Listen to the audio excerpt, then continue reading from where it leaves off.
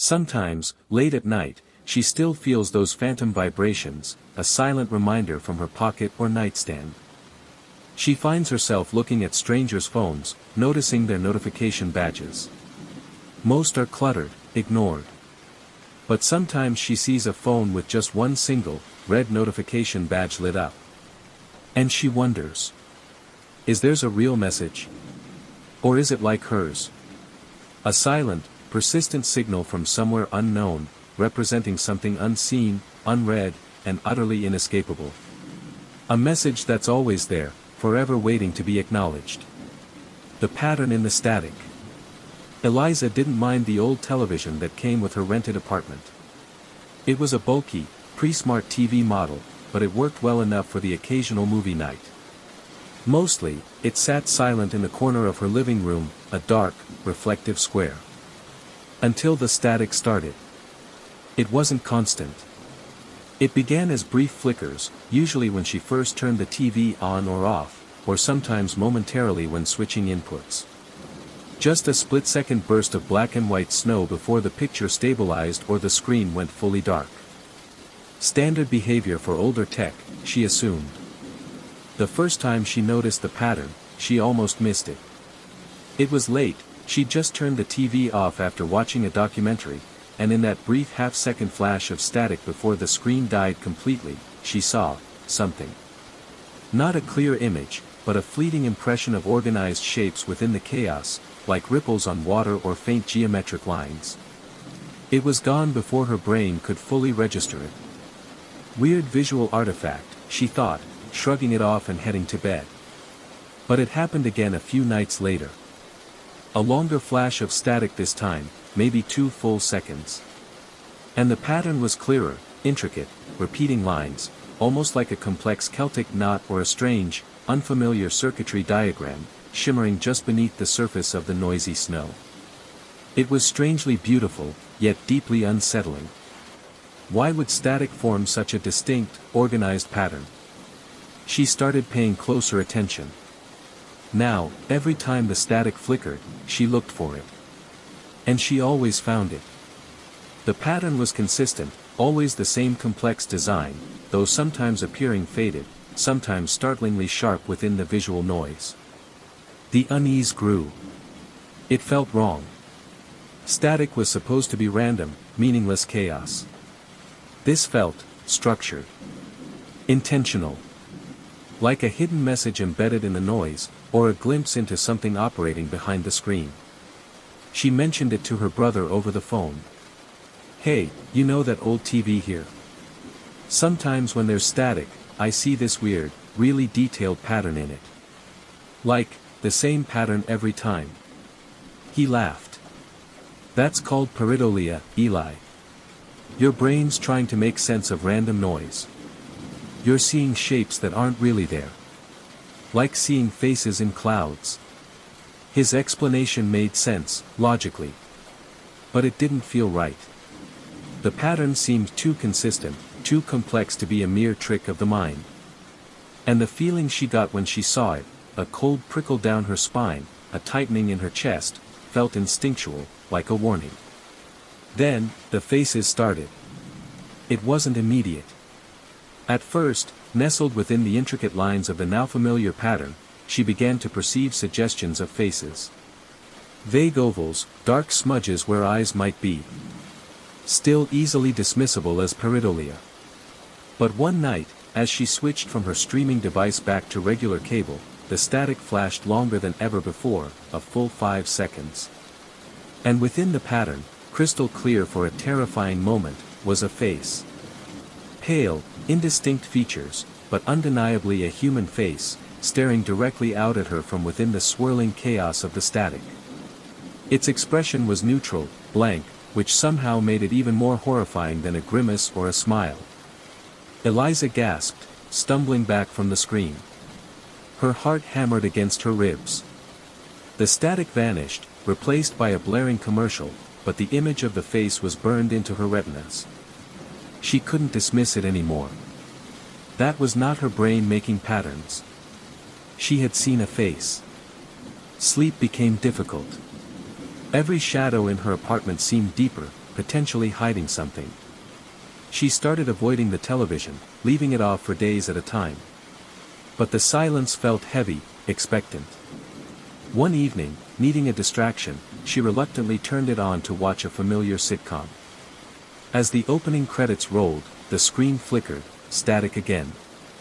This time, there wasn't just one face, but multiple faces embedded within the pattern. Dozens, maybe hundreds, layered over each other, all pale and blank, their indistinct eyes seeming to fix on her. They weren't just in the static, they felt like they were the static, looking out from some impossible dimension behind the glass. She scrambled for the remote, fumbling, and hit the power button. The screen went black, but for a terrifying instant after the power cut, she could still see the faint, residual glow of the patterned faces fading slowly on the dark screen. That night, she unplugged the television completely. She felt a small measure of relief, thinking she'd cut off the source. But around 3 a.m., she woke suddenly. The room was pitch black, silent. Yet she heard it. A faint, crackling hiss, like static, seeming to emanate from the corner where the unplugged television sat. And beneath the hiss, a sound like faint, overlapping whispers. She lay frozen in bed, drenched in sweat, too terrified to move, listening to the phantom static breathe in the darkness until the first hint of dawn broke the spell. The next day, she dragged the heavy television out of her apartment and left it by the dumpsters in the alley, ignoring the landlord's rules about electronic disposal. She needed it gone. For a while, peace returned. No static, no patterns, no faces. She bought a new, sleek smart TV and felt the knot of anxiety in her chest slowly loosen. Until one rainy afternoon, she was video chatting with her brother on her laptop. The connection momentarily dipped, causing his image to pixelate and freeze. For just a fraction of a second, before the picture cleared, the blocky, distorted pixels resolved into something horrifyingly familiar, faint, swirling lines, the barest suggestion of that intricate pattern, shimmering within the digital disruption. Eliza's blood ran cold. She ended the call abruptly, claiming a bad connection, her hand trembling as she closed the laptop lid. It wasn't the old TV. It was never just the TV.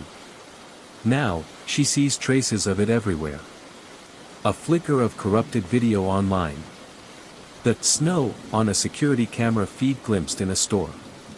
Even sometimes, just for a heartbeat, in the noisy grain of a photograph taken in low light. The pattern, and the suggestion of the blank faces within it, hiding in the visual chaos of the modern world. She doesn't know what it is, or what it wants. Is it a signal bleeding through from somewhere else? A glitch in reality itself? Or has she just become attuned to seeing patterns where none exist, forever haunted by the memory of the faces and the static? All she knows is that static is no longer random noise to her. It's a scream, a veil. And she constantly wonders, with a fear that never truly fades, what might be looking back from the other side, waiting in the chaos between the signals. Have you ever looked closely at the static? Really looked? The mimic in the mirror. It started with a lag, almost imperceptible.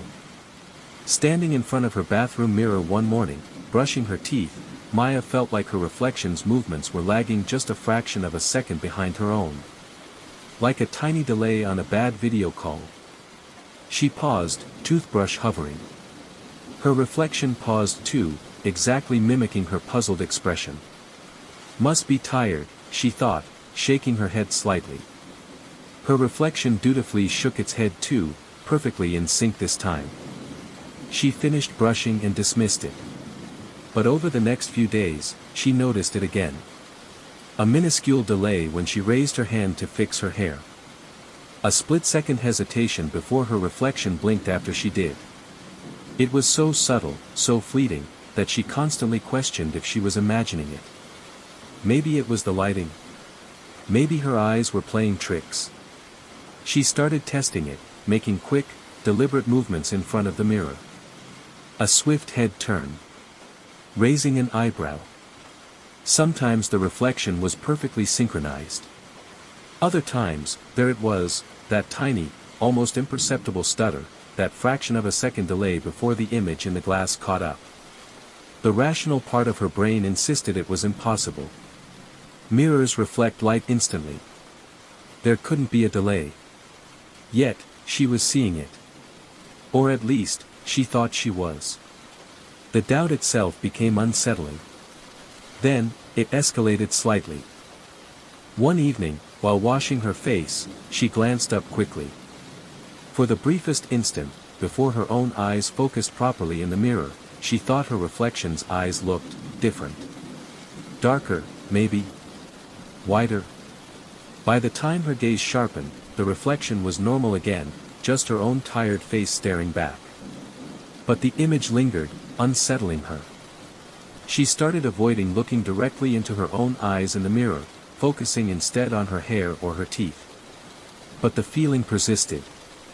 Sometimes, out of the corner of her eye, she'd catch the reflection holding an expression for a microsecond longer than she was, or its smile seeming just a little too fixed, a little off.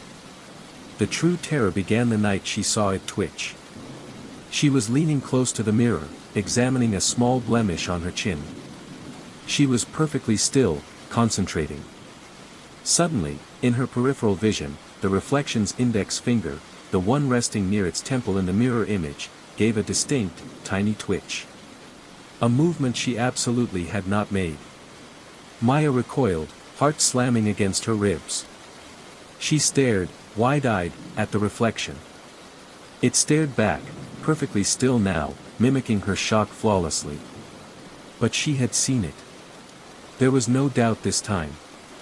It wasn't lag, it was independent movement. Panic set in. She backed away from the mirror, her breath coming in short, sharp gasps. She fled the bathroom, pulling the door shut behind her, leaning against it as if to hold something back. Sleep was impossible. Her mind raced. What was happening? Was she hallucinating? Was something wrong with the mirror itself?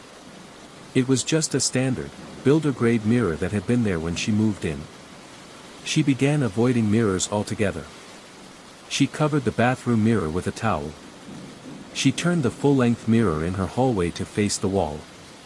She tried using only the small compact mirror in her purse, holding it at odd angles, trying not to catch her own full gaze. But the feeling of being mimicked, of being watched by her own reflection, didn't entirely disappear. Sometimes, catching her reflection unexpectedly in a darkened windowpane or the screen of her turned-off phone, she'd feel that same jolt of wrongness, a perceived lag, a fleeting strangeness in the eyes staring back. Was it spreading? Or was her fear just making her see it everywhere? She considered telling someone, but how could she explain it without sounding completely unhinged? My reflection is lagging and sometimes it twitches. Weeks passed in a state of low-grade anxiety. She functioned, went to work, saw friends, but the fear simmered beneath the surface. She grew pale, her movements sometimes jerky as she subconsciously tried to avoid reflective surfaces. One afternoon, needing to fix her smudged eyeliner before a meeting, she was forced to use the bathroom mirror at work. She took a deep breath, pulled back the towel she'd instinctively started carrying even outside her home, and leaned in, focusing only on her eye. She carefully dabbed at the smudge with a tissue. Her hand was steady. She concentrated. Then, she made the mistake of letting her gaze drift upward slightly, meeting the eyes of her reflection. The reflection wasn't looking at her eye. It was looking directly at her. And it wasn't mirroring her focused, slightly stressed expression. The reflection was smiling. A slow, wide, deliberate smile that didn't touch its eyes. A smile Maya was most definitely not making. Maya choked back a scream, dropping the tissue. She stared, frozen in horror, at the smiling face wearing her features in the glass. The smile held for a terrifyingly long moment, cold and knowing, before snapping back into perfect mimicry of Maya's own horrified expression. She fled the bathroom, shaking violently, locking herself in a stall until her breathing evened out. She doesn't know what the mimic wants, or what it is. Is it tied to her? To all reflections? Is it getting stronger? She lives in a world where she dreads her own image. She takes quick, furtive glances when necessary, always afraid of seeing the lag, the twitch, the independent, horrifying smile. She avoids video calls when possible. She covers the reflective surfaces in her home. But she knows it's still there, just behind the glass, wearing her face. Waiting. Watching. Perfectly mimicking her fear, most of the time. How long does it take your reflection to copy your movements? Have you ever watched it closely? Really closely? Are you sure it always keeps up? The suggested route. Like millions of others, Tom relied implicitly on his phone's navigation app. He called it NavPal, and it guided him through traffic, found shortcuts, and located obscure addresses with near-flawless accuracy. He trusted the calm, synthesized voice and the blue line snaking across the digital map. Until the suggested route started feeling wrong. It began subtly. Driving home late from a friend's house across town, NavPal suggested an unusual detour. Turn left onto Willow Creek Lane, the voice instructed calmly. Tom frowned. Willow Creek Lane was a narrow, poorly lit residential street that, as far as he knew, didn't connect back to the main road efficiently. The app usually routed him differently. Weird algorithm update, maybe, he muttered, glancing at the estimated arrival time. It added 5 minutes to his trip. Annoying, but plausible. He followed the instruction, navigating the dark, quiet street before eventually rejoining his normal route.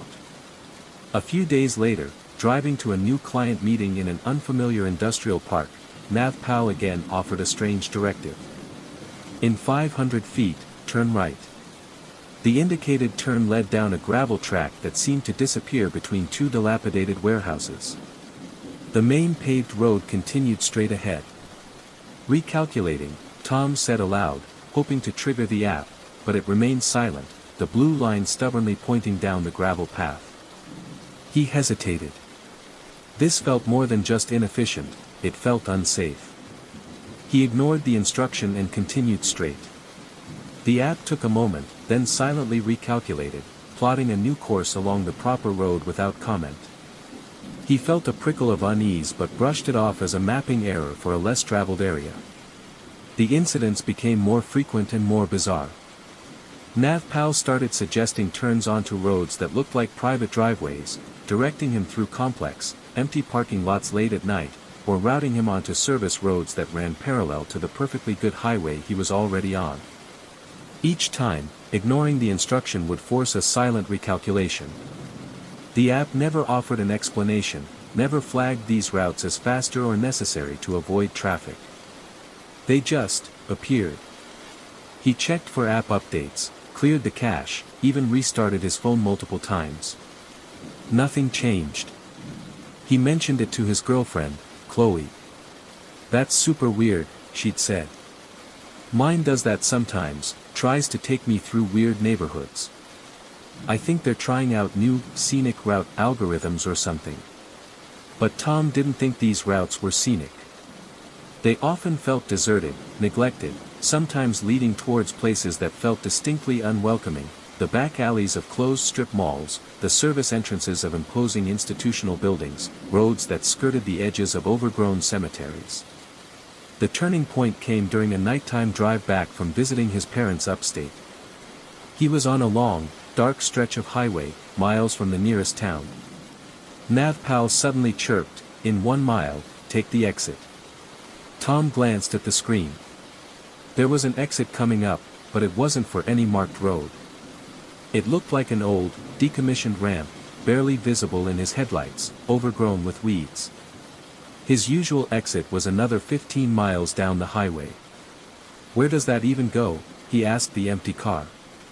The blue line on the screen extended from the phantom exit onto what looked like blank space on the map, no roads, no labels, just ending abruptly in the gray unknown after about half a mile.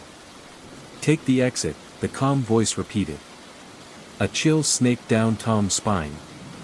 This wasn't inefficient, this was nonsensical. Dangerous, even. He gripped the steering wheel tighter, his knuckles white. He kept driving straight, past the dark, overgrown exit ramp. As he passed it, the app didn't recalculate immediately. Instead, the synthesized voice spoke again, but this time it sounded different. The calm cadence was still there, but it was flatter, slower, almost disappointed. Route missed, it stated. Then the screen flickered, the map dissolved into digital static for a split second, much like an old TV losing signal, and then it snapped back, silently plotting the correct route towards his actual exit further down the highway. Tom drove the rest of the way home in unnerved silence, the radio off, his eyes constantly flicking between the road and the now docile map on his phone screen. The flicker of static, the change in tone, had he imagined it? He started using a different navigation app, but the damage was done. He felt a constant anxiety when relying on GPS. Every suggested turn, especially at night or on unfamiliar roads, brought a wave of doubt and fear. Was this route efficient, or was it something else? He began noticing things he hadn't before. Other drivers ahead of him confidently signaling and turning down odd-looking side streets or obscure exits, their faces illuminated by the blue glow of their own navigation screens. Were their apps doing it too? Were they being led somewhere specific, somewhere off the map? Now, when NavPal, or any app, suggests a route, Tom scrutinizes it. He zooms in, checks satellite views, questions every turn that deviates from the obvious path. He finds himself taking longer, less efficient routes simply because they feel safer, more known. He uninstalled NavPal, but the fear lingers. Was it a sophisticated glitch? A targeted hack? Or is there something else using the ubiquitous network of digital maps, something ancient finding a foothold in the algorithms, subtly suggesting routes not for convenience, but for its own unknowable purpose? Something that waits patiently for drivers, alone in the dark, willing to blindly follow the calm voice and the blue line into places they shouldn't go. Next time your navigation app suggests an odd detour, especially late at night on a quiet road, maybe pause for a second. Look closely at where it's really trying to take you. Are you sure it's a shortcut? The recommendation algorithm. Liam loved his streaming service. After a long day, there was nothing better than sinking into the couch and letting the algorithm serve up something new based on his viewing history. It was usually pretty good, suggesting hidden gems or shows perfectly aligned with his tastes. He trusted its uncanny ability to know what he wanted to watch next. Until the recommendations started feeling less like suggestions and more like surveillance. It began with small oddities. The service recommended a very obscure documentary about local beekeeping, strange, as Liam had never shown any interest in insects or agriculture. Maybe I accidentally clicked something related? He wondered, scrolling past it. Then it suggested a niche crafting channel focused on miniature model building, again, completely unrelated to his usual sci-fi and thriller diet. Weird, but dismissible. Algorithms weren't perfect. The shift came subtly. He finished binge-watching a popular crime drama late one Tuesday night. The next morning, under Recommended for You, was a 1970s police procedural series he'd never heard of. Okay, still in the crime genre. But the episode description highlighted for the first episode read, Detective Miller investigates a suspicious late-night disturbance at a downtown office building, working well past midnight. Liam frowned. He had worked late at his downtown office the previous night. Just a coincidence, surely. Lots of people work late. A few days later, after watching a nature documentary about Arctic wolves, the top recommendation was an older film titled Lone Journey. The highlighted synopsis, a lone man, feeling isolated after a recent argument, undertakes a solitary journey through a snowy landscape. Liam felt a chill. He had had a minor argument with his sister earlier that day, and it had left him feeling a bit detached. And yes, it had snowed lightly that morning. This felt too specific. Too pointed. He started paying nervous attention to the recommendations. They increasingly seemed to mirror small, mundane, or sometimes even private details of his actual life, often referencing events from the past 24 hours. After complaining to a friend about a leaky faucet, the top recommendation was a DIY home repair show, specifically highlighting an episode on basic plumbing fixes. After buying a specific brand of imported tea at the grocery store, it recommended a travel show about the exact region that tea came from. After feeling vaguely unwell and Googling symptoms for a headache, it suggested a medical drama with an episode synopsis mentioning undiagnosed neurological pressure. Each instance, taken alone, could be explained away. Targeted advertising algorithms are sophisticated, maybe it was pulling data from his other online activities. Cross-platform tracking. But it felt deeper, more intimate than that. The recommendations weren't just reflecting his online footprint, they seemed to reflect his offline actions, his conversations, even his feelings. He checked the streaming service's privacy settings, disabled ad tracking, cleared his viewing history. It made no difference. The eerily specific recommendations continued. He began to feel watched, not by a person, but by the algorithm itself. It felt like an invisible entity living inside his devices, observing his life through some unknown means, his phone's microphone, his laptop camera, smart home devices, and translating his reality into tailored viewing suggestions. The suggestions stopped feeling helpful and started feeling like coded messages, acknowledgments that it saw him.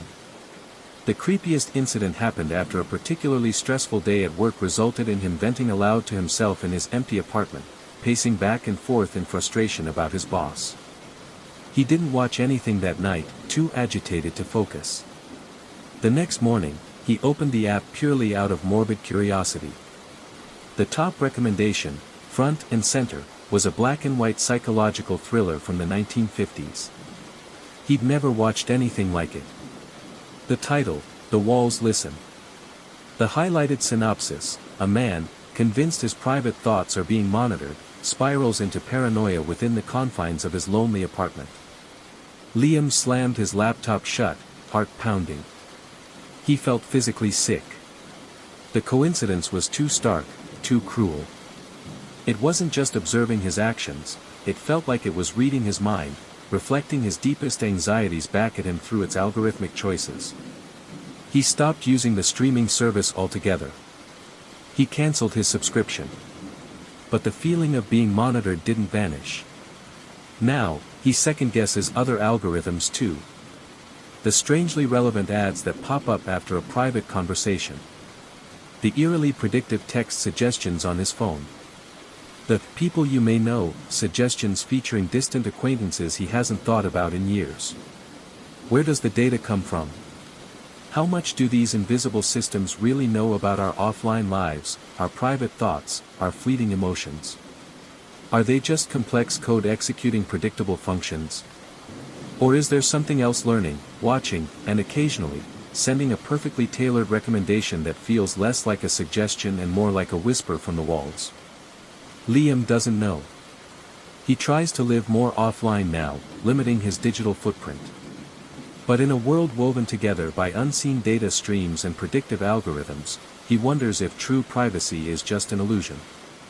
And he can't shake the chilling thought, the next recommendation might not be a movie or a show.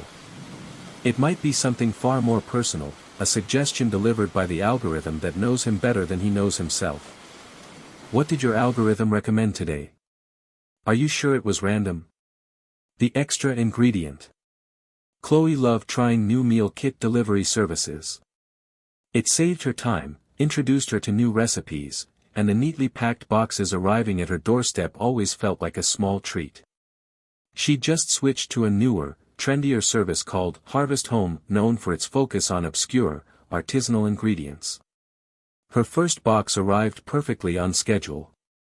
Inside were pre-portioned ingredients for 3 meals, recipe cards, and everything looked fresh and high quality. She made the first recipe, a Moroccan chickpea tagine, and it was delicious. The second recipe was for a mushroom risotto. As she laid out the ingredients, arborio rice, dried porcini mushrooms, a small knob of parmesan, fresh herbs, a tiny vial of truffle oil, she noticed something extra. Tucked beside the sprig of thyme was a small, unlabeled packet made of waxed paper, folded neatly. It wasn't listed on the recipe card or the packing slip. Curious, she unfolded it. Inside was a pinch of a dark, almost black, flaky substance. It didn't look like any spice she recognized. It smelled faintly earthy, maybe a bit metallic, but had no strong odor. Maybe a free sample of some exotic seasoning? She thought. Uncertain, and with no instructions for it, she decided not to risk ruining the risotto and set the packet aside, eventually forgetting about it and throwing it out with the vegetable scraps. The risotto turned out fine without it. The following week, her second Harvest Home box arrived. Again, everything looked perfect. The first meal, a pan-seared salmon, was straightforward.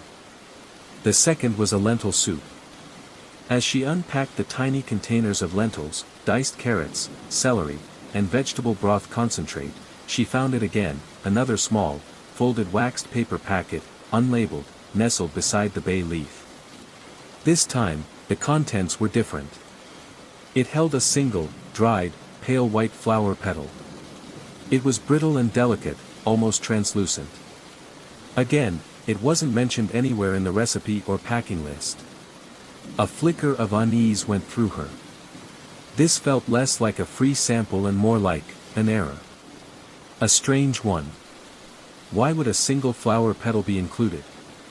She carefully placed it on the counter, intending to contact customer service later, but again, got caught up in cooking and life, and it eventually got swept away. The third week, the unease solidified into genuine creepiness. The box contained ingredients for a chicken stir-fry. Alongside the perfectly chopped peppers, chicken breast, soy sauce packet, and noodles, was the now familiar waxed paper packet. She opened it with trembling fingers. Inside was a small, smooth, gray stone, about the size of her thumbnail. It felt cool to the touch. This couldn't be a mistake. Spices, okay. A flower petal, weird but maybe decorative. But a stone? It felt intentional, symbolic, but of what? She immediately went online to check Harvest Home reviews, searching for mentions of extra packet, unlabeled ingredient, strange item. Nothing. Everyone praised the quality and convenience.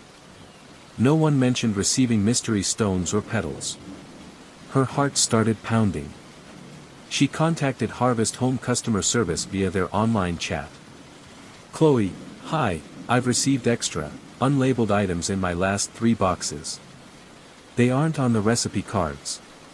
Can you tell me what they are? Harvest Home bot, hello Chloe. Thank you for contacting Harvest Home. All our ingredients are listed on the recipe card and packing slip for freshness and accuracy. Smiling face with smiling eyes. Chloe, right, but these aren't listed. The first week it was a dark flaky spice, then a white flower petal, today it's a small gray stone. Harvest Home bot, our artisanal boxes sometimes feature unique seasonal garnishes. Please refer to your recipe card for usage instructions. Herb. Chloe, there are no instructions. It's not on the card. Can you connect me to a human agent? Harvest Home bot, all necessary ingredients and instructions are included for a delightful culinary experience. Have a tasty day. Grinning face with smiling eyes, chat session ended. Frustrated and increasingly scared, Chloe threw the stone away forcefully. She felt watched. Had someone tampered with her box? How? The delivery boxes were always sealed. Was it someone inside Harvest Home? Why her? She cooked the stir-fry, her appetite gone, glancing nervously over her shoulder. Every creak of her apartment building sounded sinister. The fourth week, she debated canceling, but morbid curiosity and a sliver of denial won out. She needed to see what came next. The box arrived. She opened it slowly, heart thudding. Ingredients for pasta primavera. And the packet. This time, it felt heavier. She unfolded the waxed paper with shaking hands. Inside was a small, antique-looking silver locket, tarnished with age, hanging on a broken chain link. It felt cold, unnaturally so. Her breath hitched. This was too personal, too specific. It wasn't an ingredient, it was an object. A found object. Or a placed one. With trembling fingers, she managed to pry the locket open. It was empty, lined with faded velvet, but inside, scratched faintly into the tarnished silver, was a single, crudely etched initial, C. Chloe dropped the locket as if it were burning. It clattered onto her kitchen counter. C for Chloe. She didn't scream, but a low sound of pure terror escaped her throat. This wasn't random. Whoever was packing these boxes, whoever was adding these extra ingredients, knew her name. They were sending her things, flakes like ash, a dead flower, a cold stone, an empty locket marked for her. It felt like a ritual. A threat. A countdown. She cancelled Harvest Home immediately, citing only dissatisfaction. She stopped ordering deliveries for weeks, cooking simple things with groceries bought in person. She double-checked her locks constantly. But the fear lingers. She finds herself examining every package, every letter, with suspicion. She scrutinizes unfamiliar spices in friends' kitchens. She avoids artisanal or curated subscription boxes of any kind. Because she doesn't know where the items came from, or why they were sent to her. She doesn't know what the sequence meant, or what the next ingredient would have been. And sometimes, when she's chopping vegetables alone in her kitchen, she feels a sudden chill, and has the overwhelming, terrifying certainty that someone, somewhere, is still picking out the perfect extra ingredient just for her. Have you ever found something unexpected in a delivery? Something not on the list? Are you sure it was just a mistake? The shadow in the online meeting. I've never been one for ghost stories. I always figured old apartments just came with their own set of strange noises, pipes groaning, wind whistling through unseen cracks. But since moving into this new place, something's changed, especially during my late-night online meetings. My job requires coordinating with teams across different time zones, so I often find myself logging onto video calls around 11 p.m., usually from my bedroom. The setup is simple. My laptop faces me, and behind me is the closed bedroom door leading out to a short hallway. At first, everything was perfectly normal. Until about 2 weeks ago. During a meeting, I heard a very faint knock.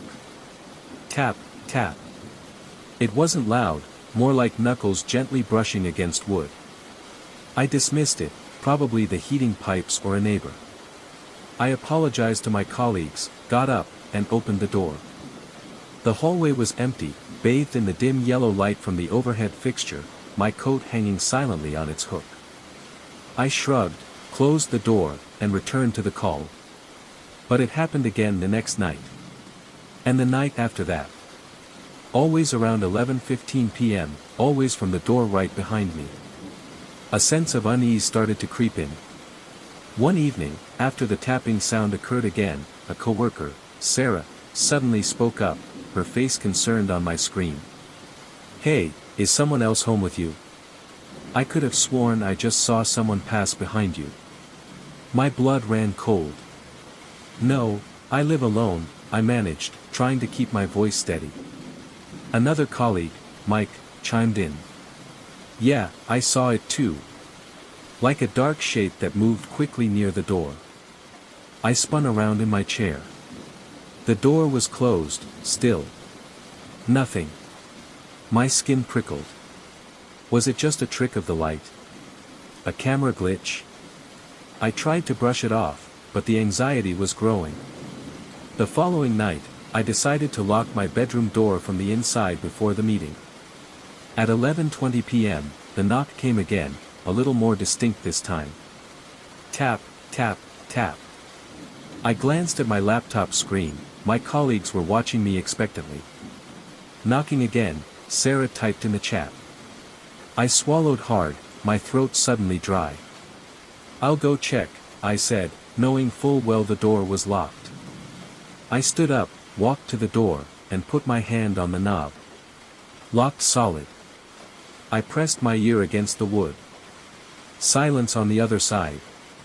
"We see you walking to the door," Mike said through the speakers. "Anything there?" "No, nothing," I replied, my voice trembling slightly. Just then, Sarah gasped, pointing frantically at her screen. "There. It's right behind you. When you turn to face the hall." My heart felt like it stopped.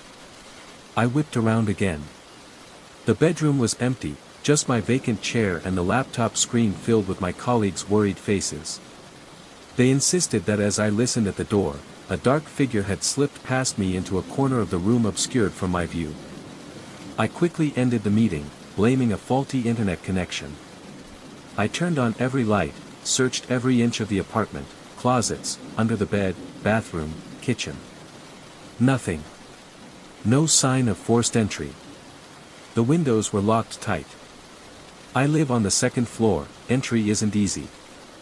Sleep became difficult. I tried leaving the hallway light on all night. I tried positioning a mirror so I could see the reflection behind me via the webcam. The knocking continued. And occasionally, my colleagues would still report seeing that fleeting shadow. Even my boss asked once, "Everything all right in your apartment?" Looked like someone was moving around back there. Frustrated and scared, I bought a small security camera and mounted it in the hallway, pointed directly at my bedroom door, connected to an app on my phone. That night, when the meeting started and the familiar knock sounded, I immediately checked my phone. The camera feed showed an empty hallway. Absolutely nothing. Yet, I could clearly hear the knocking through my headset. The disconnect was deeply unsettling, seeing nothing, hearing something. After ending the call early, claiming I felt unwell, I had a chilling idea. I went out into the hallway, keeping the security camera feed live on my phone, which I placed on a small hall table. I stood before my bedroom door. Then, I raised my hand and knocked 3 times on the outside of the door. A moment of silence passed. Then, from inside the empty bedroom, 3 soft taps answered. Tap, tap, tap. I froze. The camera feed on my phone still showed only me, alone in the empty hallway. But I had felt the slight vibration through the wood as the knocks came from the other side. I burst back into the bedroom, switching on the main light. Empty. My laptop was still open on the desk, its camera likely recording nothing but my empty chair. Since that night, nothing has changed. The knocking happens almost every meeting night. My colleagues still sometimes catch glimpses of the shadow. Sometimes, if I dare to knock, something knocks back from the other side of the door, from within an empty room. I don't know what it is. It hasn't harmed me physically, but its presence, its invisible interactions, terrify me to my core. Every night at 11 p.m., as I sit down for my meeting, my heart pounds. I feel like I'm not just meeting with my team. I feel like I'm waiting for an unseen guest to announce itself, by knocking on my door. And I live in constant fear of what might happen if, one night, that door decides to open on its own. The chair in the secret room. I wish I'd never pulled up that old carpet. I moved into this house a few months ago, it was cheap, and I figured I could handle fixing it up myself. The place had been empty for a while, so I expected some quirks. But I never expected that. The spare guest room had this hideous, worn-out brown carpet. One weekend, fueled by renovation enthusiasm, I decided it had to go.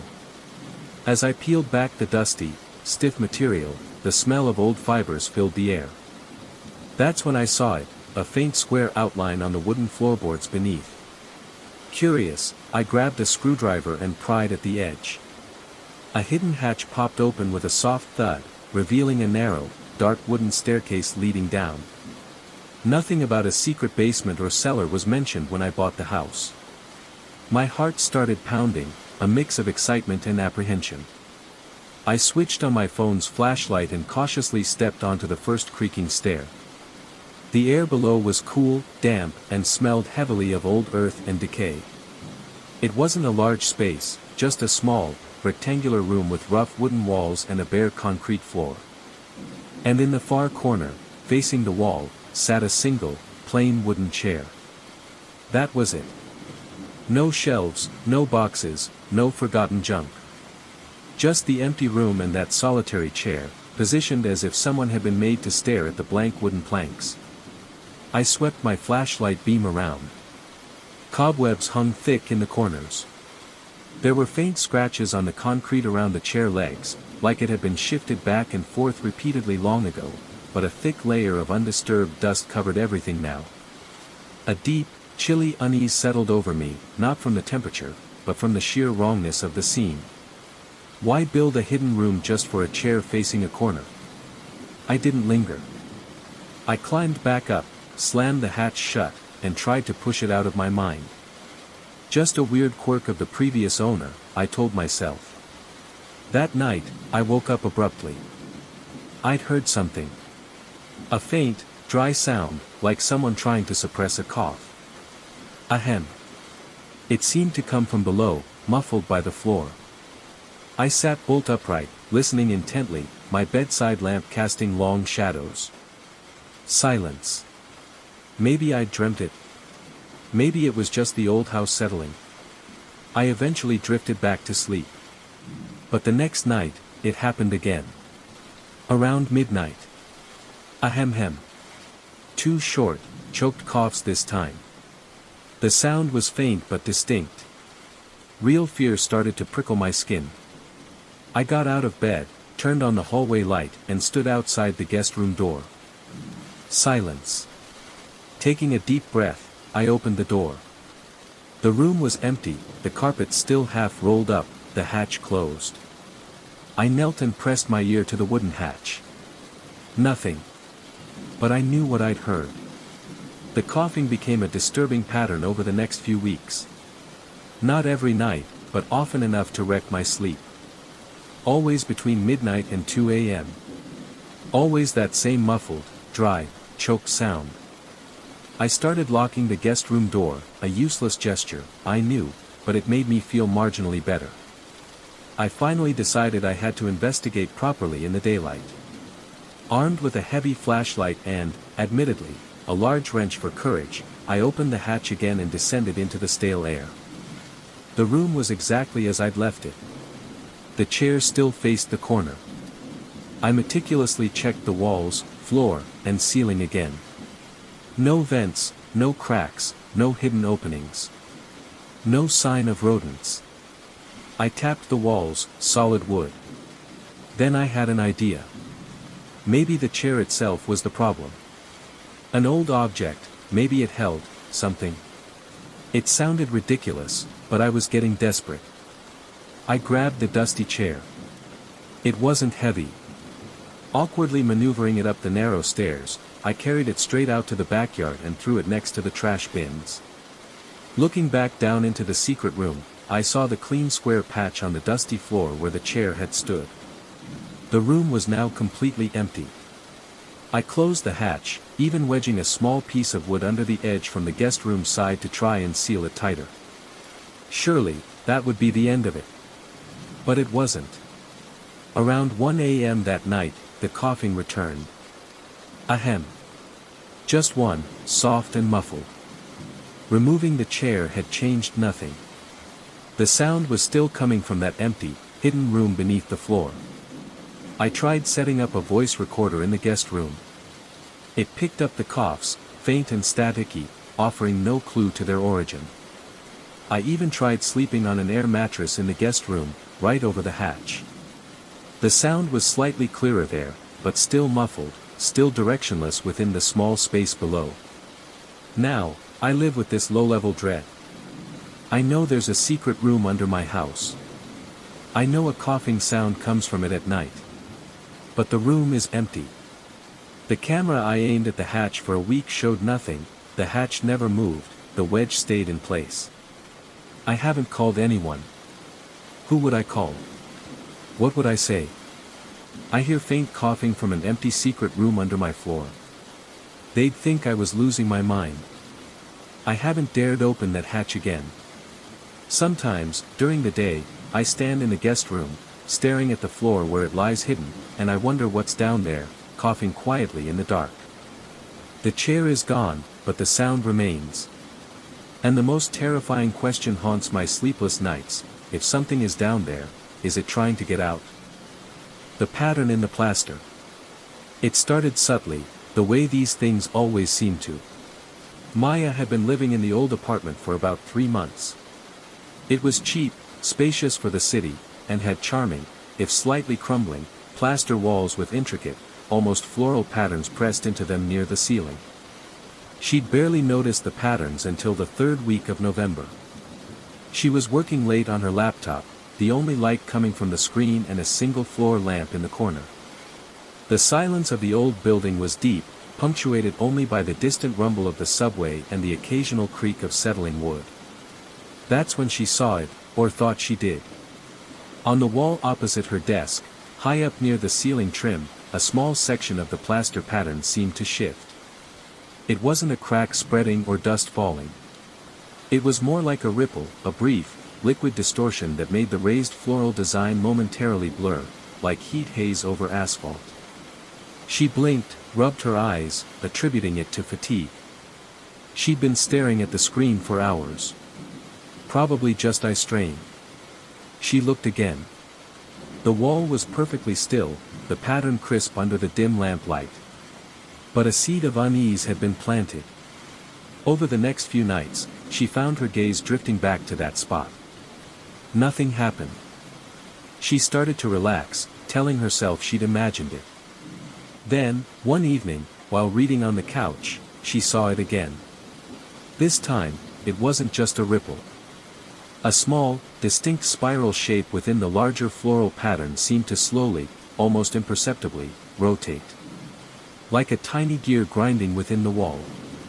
It turned maybe a quarter rotation over several seconds, then stopped. Her heart gave a hard thump against her ribs. She stood up, walked closer to the wall, running her fingers over the plaster. It was cold, solid, utterly immobile. There was no mechanism, no vibration, nothing to explain what she thought she'd seen. She took photos with her phone, zooming in, comparing them later. Nothing looked out of place. She tried to rationalize. Old buildings settle.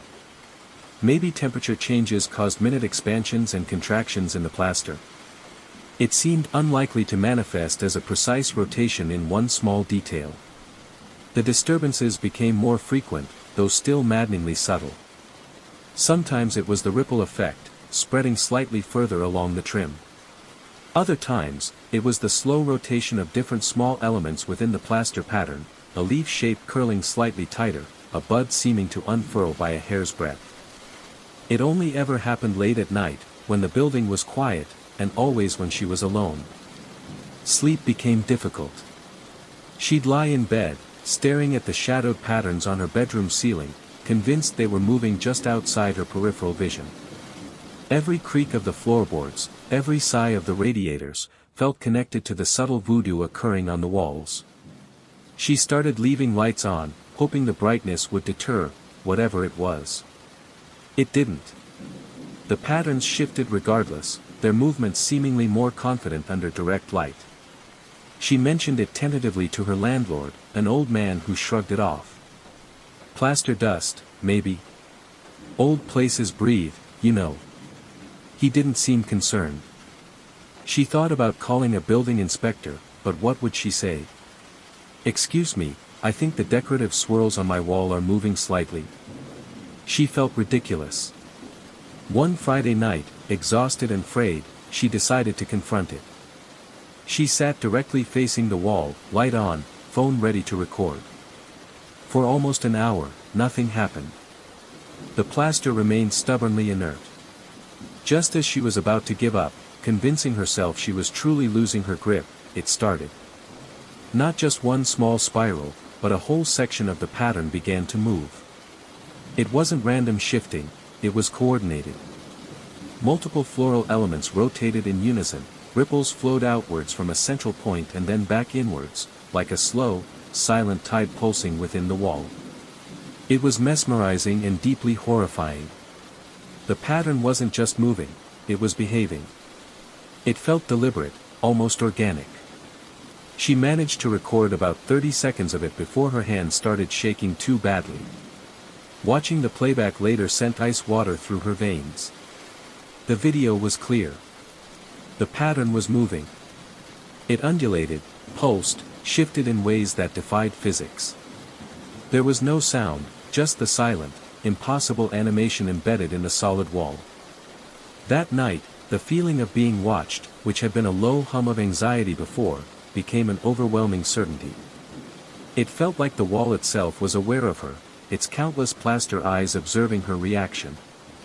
The subtle movements took on a new character, less like random shifts, more like breathing. A slow, rhythmic pulsing that seemed to sync with the deepest silences of the night. She couldn't stay.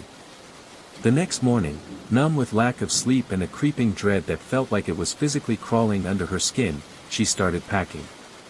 She avoided looking directly at the pattern trim, but she could feel it. A silent, expectant energy radiating from the walls. As she carried the last box out, she paused at the doorway, forcing herself to look back one last time. The apartment was empty, bathed in the gray morning light. She scanned the walls near the ceiling. The plaster pattern was still. Perfectly, unervingly still. But just as she turned to leave, she saw it out of the corner of her eye. High up on the wall facing the hallway, outside her apartment door, a small section of the identical plaster pattern rippled. A slow, languid pulse that seemed to acknowledge her departure. Maya didn't wait. She fled the building, not stopping until she was miles away, surrounded by the noise and anonymity of the city. She never went back, abandoning her deposit and several belongings. Sometimes, late at night in her new, modern apartment with its plain, unadorned walls, she finds herself staring intently at the smooth drywall, her heart pounding. She reassures herself there are no patterns here, nothing to watch her, nothing to move. But occasionally, when the city outside falls into a rare moment of quiet, she thinks she can feel it. A faint, rhythmic pulsing in the very structure around her. Like the building itself is taking a slow, deep breath. And she wonders if the pattern wasn't just in the plaster, but if the plaster was just the place it chose to show itself. And she wonders where it might show itself next. The mimic in the mirror. Liam first noticed it on a Tuesday morning. Standing bleary-eyed in front of his bathroom mirror, toothbrush in hand, he caught a flicker of movement that didn't match his own. His reflection's hand, holding the toothbrush, seemed to lag just a fraction of a second behind his real one as he brought it up. He paused, watching intently. He moved his hand again, slowly this time. The reflection mirrored him perfectly. He blinked, shook his head. Too little sleep, too much coffee yesterday. He finished brushing, splashed water on his face, and forgot about it. Until Thursday.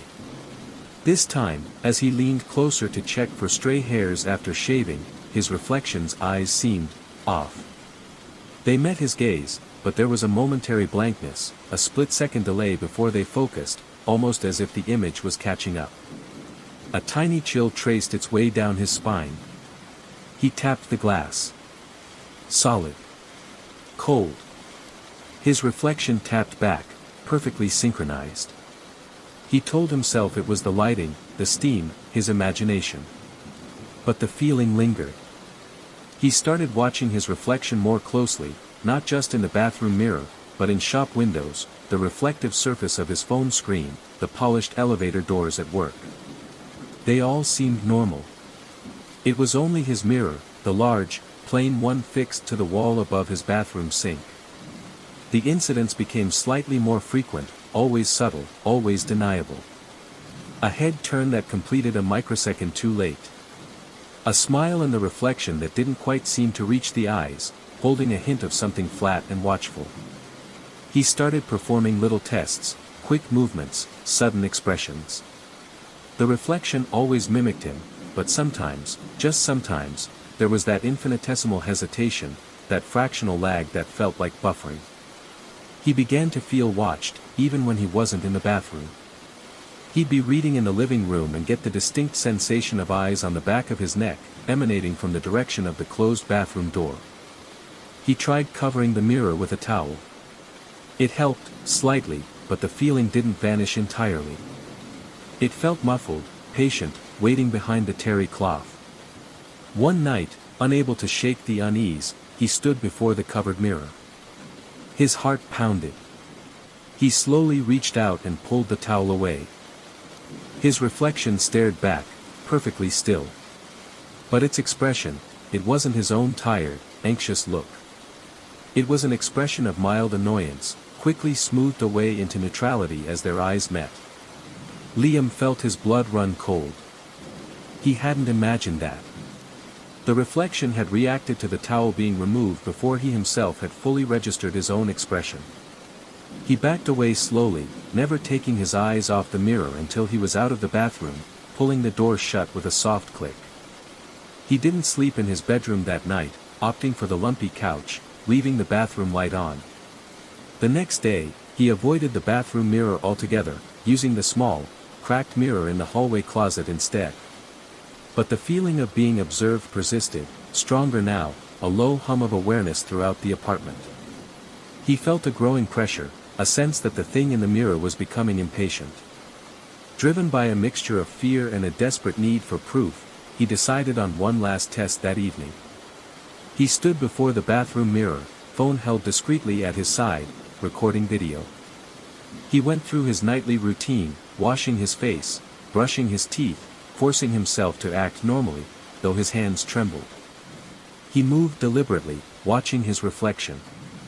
It was flawless, mimicking every tiny motion. Then, he did something unplanned. Mid-brushstroke, he suddenly dropped the toothbrush into the sink with a clatter and spun away from the mirror, turning his back completely. He waited 3 seconds, heart hammering, then spun back around. His reflection was still facing the mirror, mirroring his shocked expression from before he turned away. It hadn't turned its back. For a terrifying instant, the image in the glass was him, frozen in surprise, while the real Liam stared at its unmoving back. Then, with a speed that was nauseatingly fluid, the reflection snapped around to face him again, its expression perfectly matching his current horror. But Liam had seen it. The incontrovertible proof. It wasn't just lagging, it was operating independently. He didn't scream. A cold, paralyzing dread locked his throat.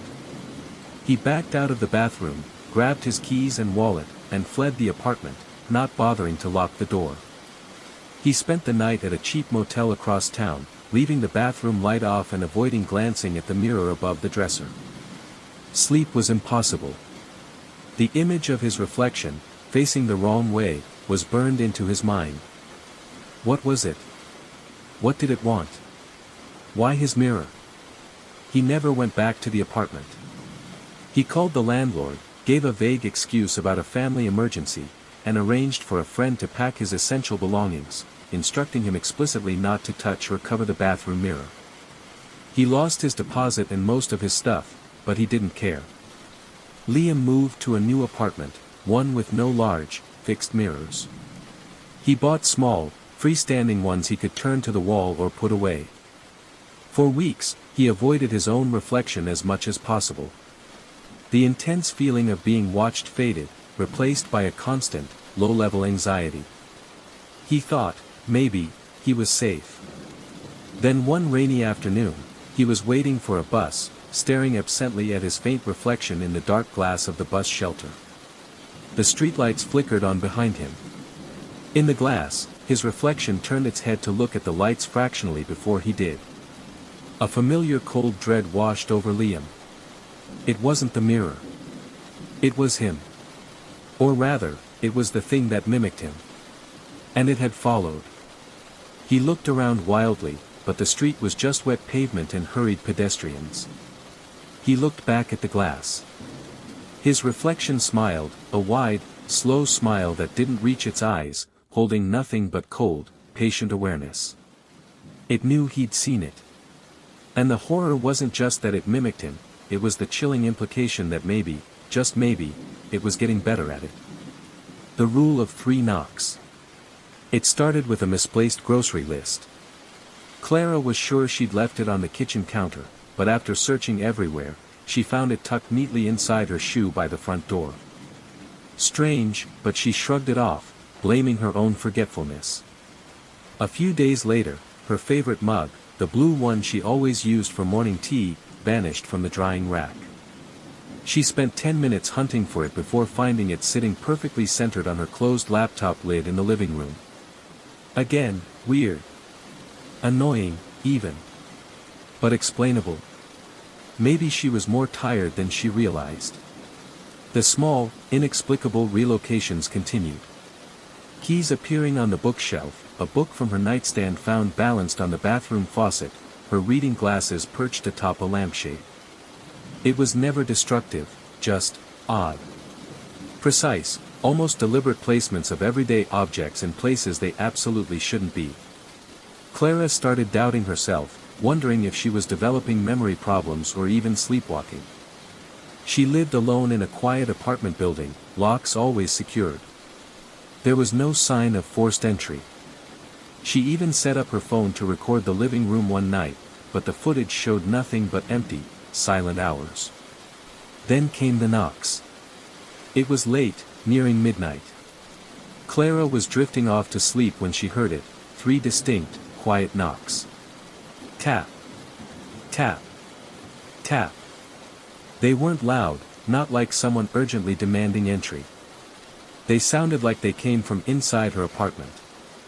Maybe the bedroom door. Heart pounding, she sat up, listening intently. Silence. Just the low hum of the refrigerator from the kitchen. Probably the pipes settling, she told herself, although it hadn't sounded metallic. It had sounded like knuckles on wood. She forced herself to lie back down, pulling the covers tighter. The next night, it happened again. Tap. Tap. Tap. Same time, same quiet deliberation. This time, it sounded closer, perhaps from the closet door across the room. Goosebumps rose on her arms. She whispered, "Who's there?" Her voice trembled in the stillness. No response. Only the heavy silence pressing back. She didn't sleep well after that. The misplaced objects continued, becoming slightly more unsettling. A kitchen knife laid carefully on her pillow, she found it before getting into bed, thankfully, her toothbrush standing upright in the sugar bowl. The daytime oddities felt mischievous, but the nighttime knocks felt different. They felt like a prelude. On the 3rd night of the knocks, Clara was ready. She sat awake in bed, a heavy flashlight clutched in her hand. Midnight arrived. Silence stretched. Then, tap. Tap. Tap. This time, it was undeniably coming from her bedroom window, the one overlooking a quiet alley 3 floors down. Impossible. Her breath hitched. With trembling hands, she aimed the flashlight beam at the window. Nothing. Just the dark glass reflecting her own wide, terrified eyes. But as she held the beam steady, she heard it again, softer now, almost hesitant. Tap. Tap, followed by a faint, dry scrape against the glass. She scrambled out of bed, backing away towards the bedroom door, flashlight beam still fixed on the window. She fumbled for the light switch, flooding the room with harsh fluorescent light. The scraping stopped. The window was empty, untouched. No ledges outside, no fire escape nearby. Nothing could logically be at her 3rd floor window, knocking. The next day, Clara felt like she was living in a different reality. The air in her apartment felt thick, charged. She noticed a pattern she hadn't consciously registered before. The misplaced objects always seemed to be things she had recently touched or used. The grocery list, the mug, the keys, the knife, the toothbrush. That evening, desperate, she searched online forums for objects moving on their own, phantom knocking, anything. She found scattered accounts, urban legends, but nothing concrete. Then she stumbled upon an obscure forum thread discussing old folklore. It mentioned a superstition, the rule of 3 knocks. The post was fragmented, poorly written, but the gist was terrifying. It spoke of a presence, a collector of sorts, that signals its interest by subtly moving personal items. If the inhabitant ignores or rationalizes these signs, the presence escalates. It begins knocking, 3 knocks, each night, from a different location within the dwelling, drawing closer. The folklore warned, never acknowledge the 3rd knock on the 3rd night. Don't respond, don't investigate, don't even look towards the source. Acknowledging it, the thread claimed, confirmed an invitation. Clara's blood ran cold. Last night had been the 3rd night of knocks. And she had looked. She had shone the flashlight directly at the window. She spent the rest of the evening in a state of near panic. What had she invited? The misplaced objects seemed to stop. The apartment was eerily still. No keys on bookshelves, no mugs on laptops. My reflection was there, dimly visible, but behind it, deeper within the blackness, something pale had shifted. Like a face turning away just as I looked. I blinked, rubbed my eyes. Must be exhaustion, screen fatigue playing tricks. I shrugged it off, gathered my things, and left. The next night, it happened again. I powered down, and as the screen went dark, I watched it intently. For a split second, clear as day, I saw a face in the monitor's black depths. It wasn't mine. It was pale, featureless except for 2 dark smudges where eyes should be, and it was looking straight out. Then, it vanished, leaving only my own wide-eyed reflection staring back. My heart hammered. I flicked the monitor back on, the familiar desktop appeared. Off again, just blackness and my reflection. I checked the power cord, the connections. Everything was normal. I told myself it was a strange afterimage, a weird burnout on the screen phosphors. But it hadn't looked like a technical glitch. It had looked intentional. Over the next few nights, the phenomenon became more persistent. Every time I turned off the monitor, the pale face would appear for a second or 2 in the dark screen. Sometimes it was looking straight out. Sometimes it seemed turned slightly to the side. It never moved much, just lingered, observing, before fading. I started dreading the end of my workday. I'd leave the monitor on longer than necessary, staring at bright web pages, anything to avoid that moment of powering down. I tried cleaning the screen meticulously, thinking it was some bizarre smudge. No change. One night, driven by a mix of terror and morbid curiosity, I decided to test it. I turned off the monitor, waited for the face to appear in the blackness, then slowly raised my right hand. My dim reflection raised its hand too, of course. But the pale face behind it remained still for a beat, then, with a slight, almost imperceptible delay, a pale shape mimicking my hand drifted up beside it. A cold wave washed over me. It wasn't just an image. It was mimicking me, but out of sync, like a bad video feed from another dimension. I tried recording it with my phone. I pointed the camera at the monitor, turned the screen off, and watched the pale face appear.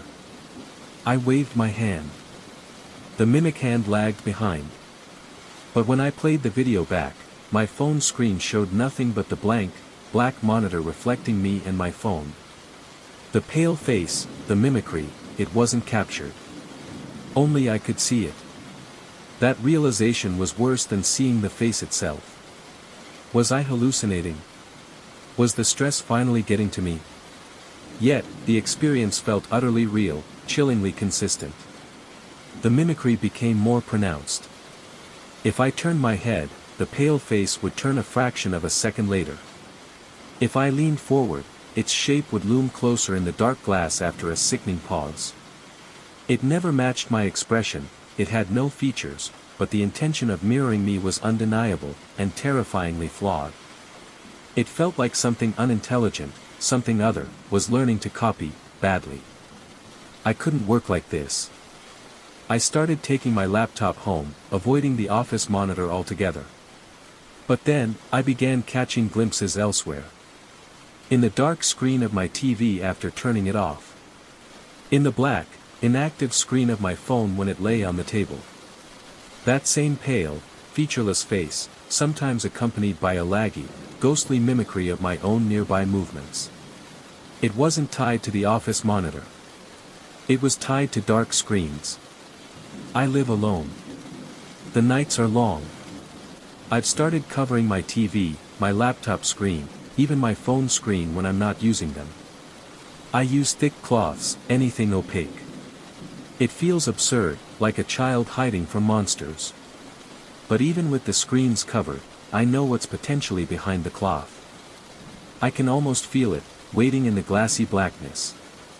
Sometimes, I catch myself staring at a covered screen, imagining the pale face appearing beneath the fabric, mimicking my stare with its featureless gaze, just a half second behind reality. How long before the delay disappears? How long before it learns to mimic perfectly? And what happens then? Last night, I uncovered my phone screen just to check the time. In the instant before the display lit up, I saw it. The pale face. And for the first time, it wasn't just mimicking. In the fraction of a second it was visible, I could have sworn, it smiled. Think about it. How many dark screens are looking at you right now? What do you see when you really look into the black? The floor plan shifts. I've lived in the Oakhaven apartments for 5 years. It's an old brick building, the kind with slightly uneven floors, radiators that hiss in the winter, and a faint smell of dust and decades passed in the hallways. Nothing fancy, but comfortable. Familiar. At least, it was familiar. It started subtly, about 2 months ago. I came home late from work, exhausted, fumbling for my keys at apartment 4B. As I unlocked the door, my hand brushed against the wall beside the frame, and I paused.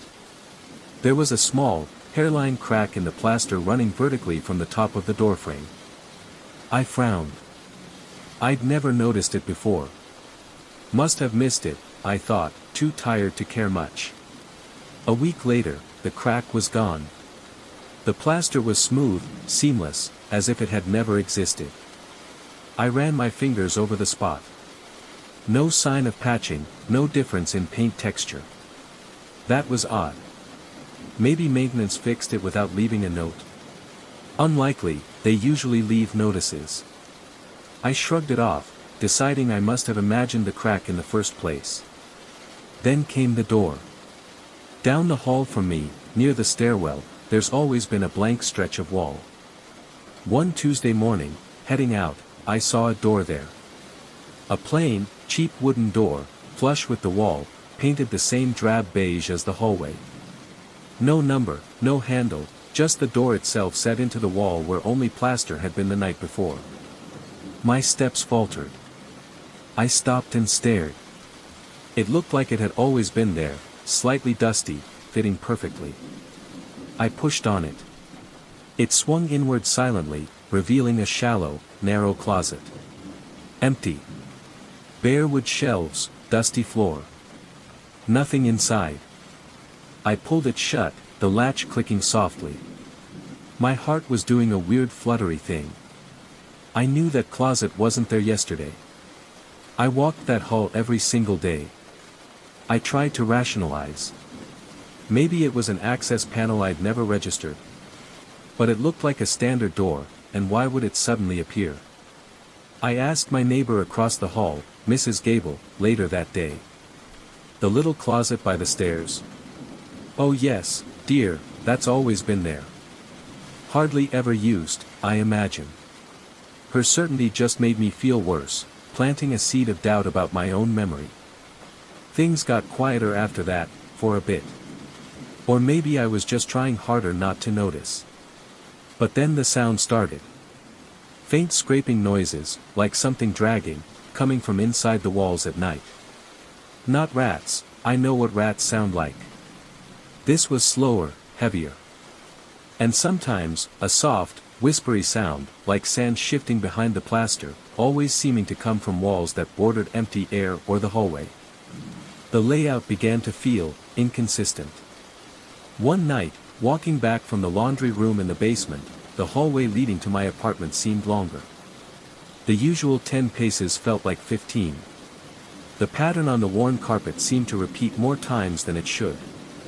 My skin prickled. I hurried the last few steps, unlocked my door, and slammed it shut behind me, leaning against it, breathing hard. The next morning, the hallway felt perfectly normal again. Was I losing my mind? Stress? Lack of sleep? I needed proof. I dug out the old, faded copy of the building's floor plan I'd received when I first moved in. I smoothed it out on my kitchen table. There it was, apartment 4B, the hallway, the stairwell, and a solid, unbroken line representing the wall where the strange closet door now stood. No closet marked. No access panel. Just wall. Relief warred with terror. I wasn't crazy. The building was changing. But how? Why? The changes became more frequent, though still subtle.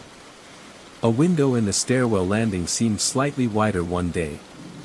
The ceiling in the lobby felt lower the next. Each time, the change was small enough to make me doubt myself moments later. The scraping sounds behind the walls grew a little louder some nights. Last night was the worst. I woke up needing water around 3 a.m. I padded out of my bedroom, through my small living room towards the kitchen. I stopped dead in the doorway. The layout of my own apartment was wrong. The kitchen sink, which should have been directly across from the fridge, was now situated on the adjacent wall. The counter space was different, the cupboard subtly rearranged.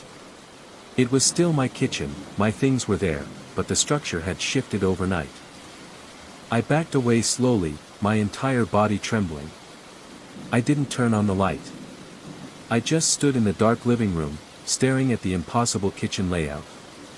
The scraping sound started then, louder than ever, seeming to come from directly beneath my feet, under the floorboards. I didn't go back to bed. I sat on my couch until dawn, clutching a heavy book, listening to the scraping fade as the sun rose.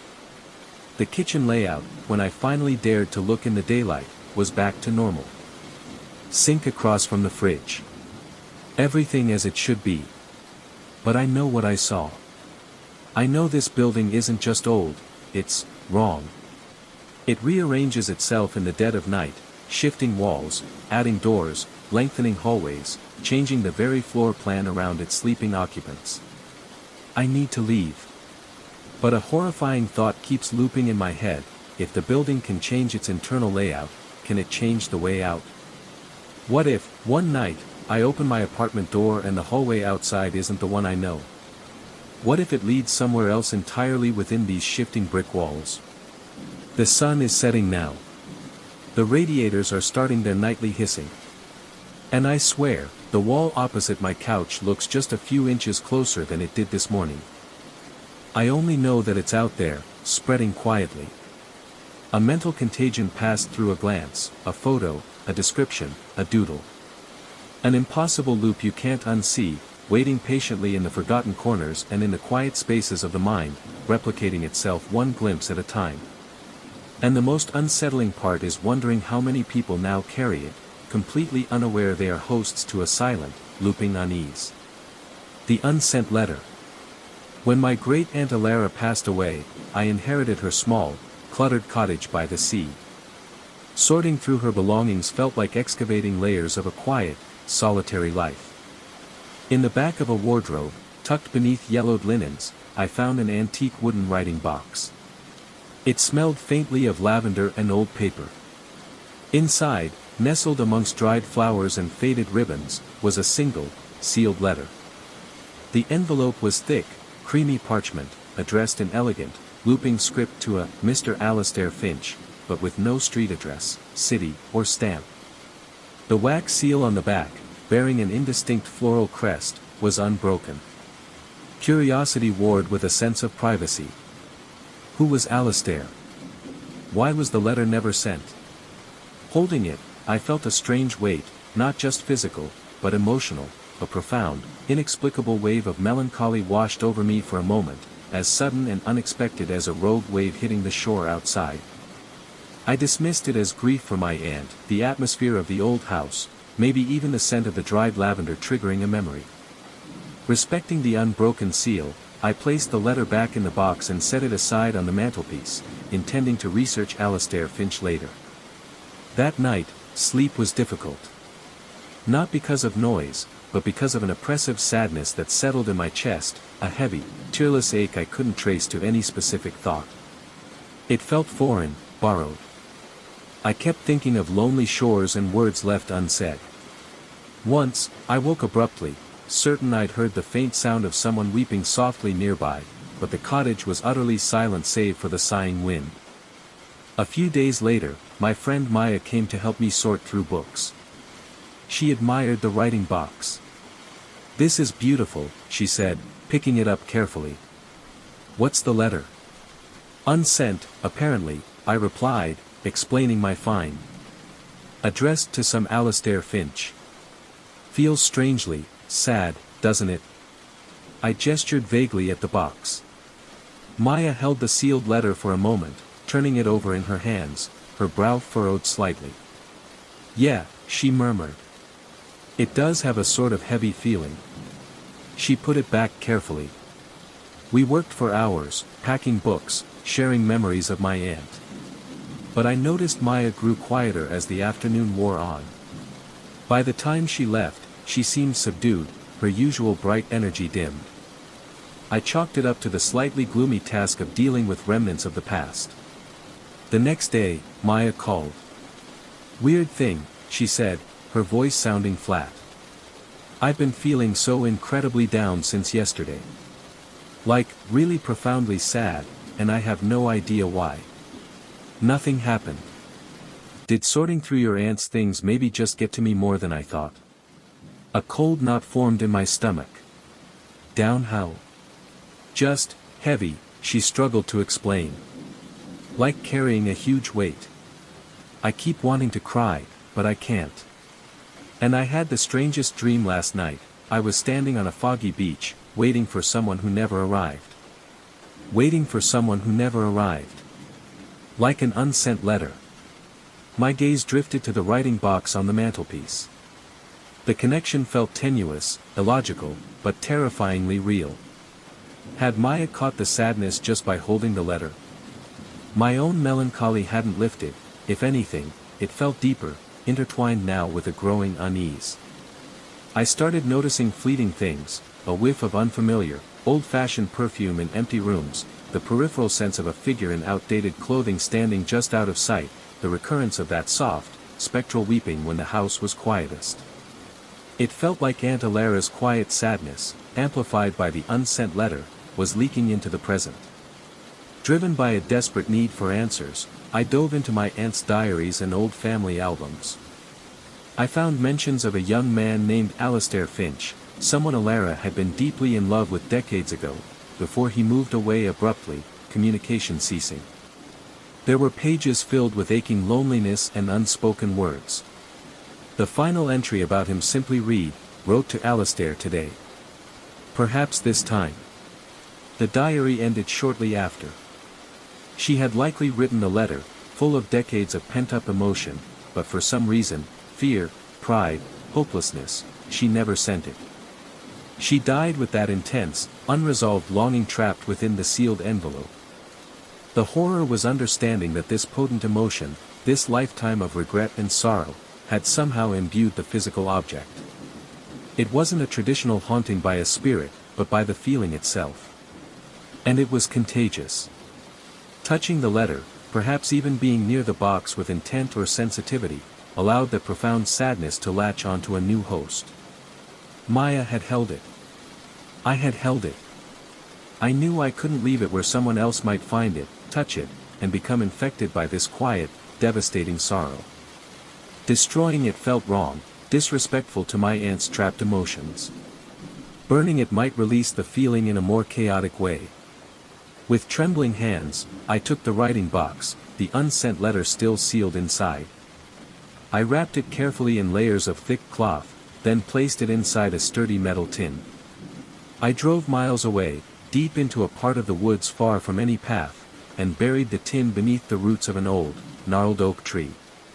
Back at the cottage, the oppressive weight began to lift almost immediately. The phantom weeping ceased. The air felt lighter, cleaner. When I spoke to Maya a few days later, she sounded more like herself, confused but relieved that the inexplicable sadness had faded to a dull echo. But the knowledge remains. I know what that letter contained, not in words, but in feeling. I know that emotions, especially powerful, unresolved ones, can linger, clinging to objects like a psychic residue. And I know how easily that residue spread. Now, I look at heirlooms differently. Old letters, dusty boxes, forgotten trinkets, I wonder what echoes they might carry. I find myself hesitant to touch things steeped in unknown history. Because while I contain that particular sorrow, how many other unsent letters, unspoken regrets, and unexpressed griefs are sitting quietly in attics and forgotten drawers, waiting for a hand to reach out and inadvertently catch their contagious ache. The thought sends a deeper chill down my spine than any ghost story ever could. The midnight line. The fluorescent lights of the 14th floor hummed a low, tired buzz, a sound I usually found comforting during late nights at the office. But not tonight. Tonight, close to midnight, the familiar hum felt like a warning.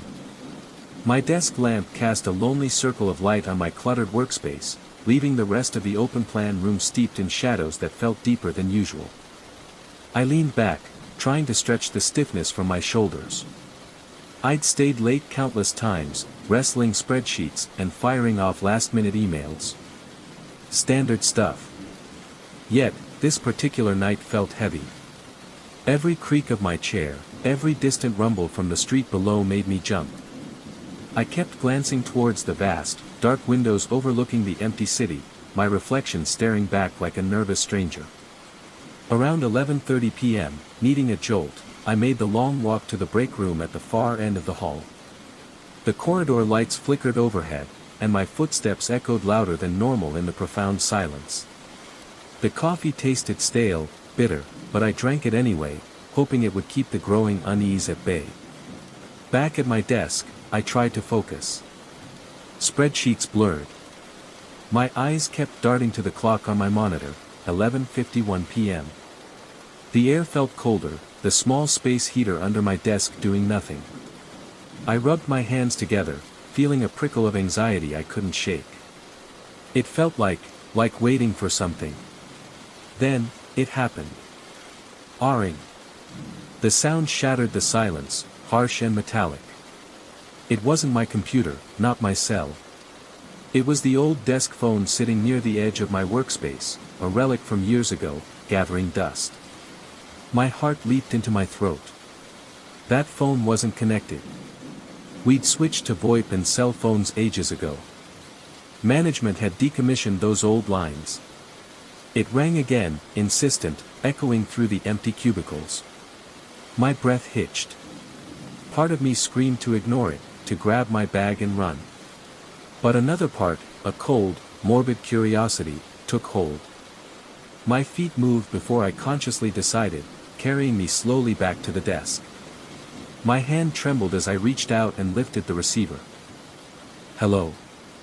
My voice was a shaky whisper. Silence at first, just a faint crackle of static. Then, breathing. Heavy, slow, uneven breathing, right in my ear. It sounded impossibly close, intimate, like someone standing right beside me. My throat tightened. I couldn't speak, couldn't move. Just the sound of that slow, ragged breath filling the receiver, filling the quiet room. No words, just presence. Then, a sharp click. The line went dead. Silence rushed back in, heavier than before.